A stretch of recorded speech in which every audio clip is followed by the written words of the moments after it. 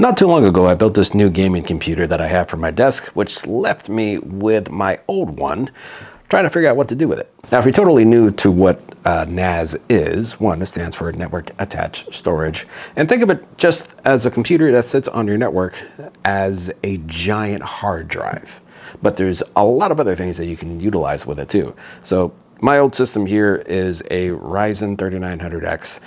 It's decked out with 64 gigabytes of RAM, and what we're going to load it with is 6 4 terabyte Iron Wolf drives. So I will have a 20 terabyte attached storage to my network that I can have any one of my machines, even from my phone, be able to access.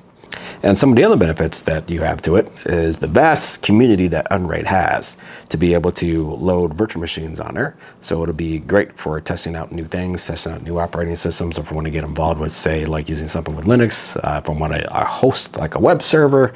One of the most popular things a lot of people do with it is they have their media hosted on it. So you can set up things like a Plex server or things like a Jellyfish server, with also the tremendous different Docker containers that you can run with this. So you can set up something like gaming servers for you and your friends, setting up like a Valheim server or a Minecraft server. The possibilities are really to your heart's content of what you want to set up with this. My primary use case is I'm going to set it up as a media server for my Plex, and also set it up so I can run a couple of virtual machines off it. I'm going to run a few websites off of it, and hopefully just anything that I want to test out. So again, what we're going to utilize here in this process, again, I have 6 4 terabyte drives.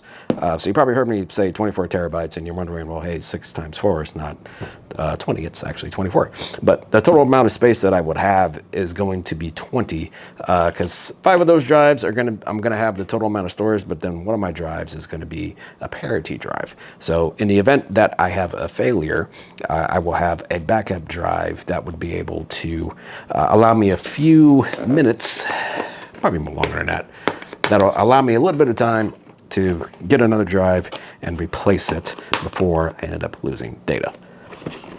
And then another thing that we're going to put a 2 terabyte Samsung M.2 SSD. This is your cache drive. This is where a lot of information basically gets stored on the cache drive. Then once a night, everything from the cache drive gets loaded onto the backup drives themselves. A small Samsung 32 gigabyte USB flash drive. This is where your Unraid installation will live. Now, one major key difference between Unraid and FreeNAS is exactly the name. FreeNAS is free. Unraid, there is a little bit of cost associated to it. I have the basic license that gets you up to 6 storage drives, which for my personal use, that's pretty much all I will ever need. These are 4 terabyte drives. If I wanted to in the future, I could then upgrade from 4 terabyte drives to 8 terabyte drives, which is another key.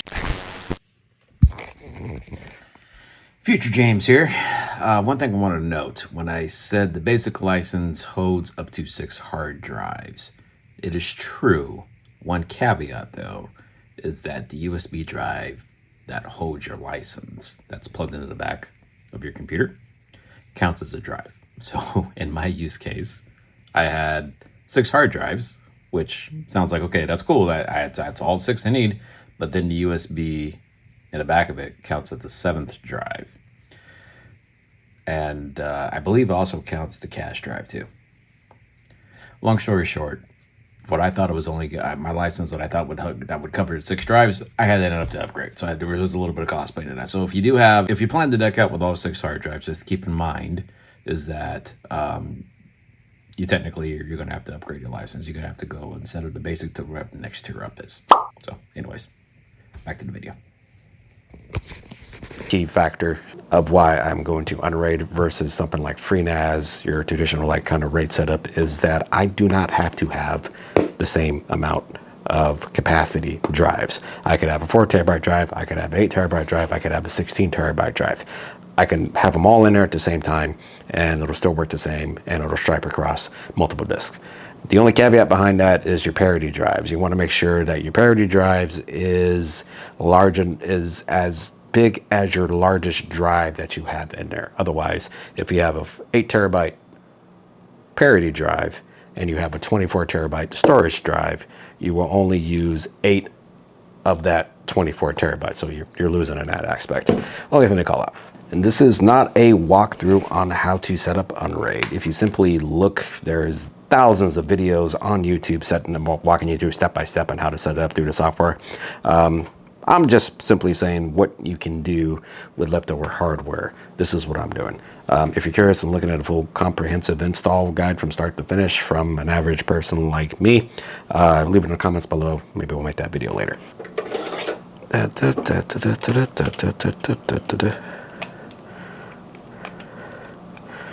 I love this case.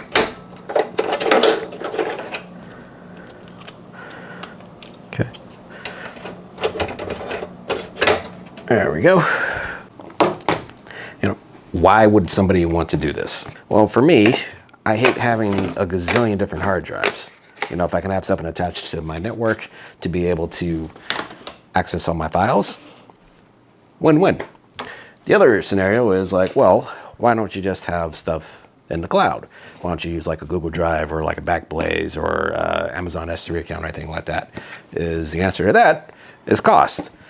Now, if I wanted to have this same type of setup and the same amount of storage space set up in Google, we use these as an example, 20 terabytes is $100 a month on Google currently, as of recording this video. If I wanted to set it up on something on Backblaze, which is a fairly cheaper enterprise solution, it's $6 per terabyte. If you do the math, granted, for like an entire year, that's over roughly $1,400 that to spend. Now, I know people in the comments are probably talking about, well, you know, you're hosting it, there's power going to that, there's other costs associated to it, internet, whatever have you, of infrastructure costs. If you break it down, it's majority one-time cost. Sure, power costs a lot too. The cost of power for this would be roughly $220 to $300 a year, compared to spending $1,400 yearly for something like Backblaze or Google. I mean, there's other things on the market you can possibly buy if you don't want to build your own. There's stuff from Synology, there's stuff from QNAS. They make very small versions of these type of NAS systems, but if you have the hardware, honestly, and you have a little bit of technological know-how, if you just want to learn how to set up new infrastructure within your home, I'd say give this a shot. Links down below to Unraid and some of the installation docs, and also check out my social medias below of seeing the finished product. Anyways, I'm James from Iron Tech, guys. Take care.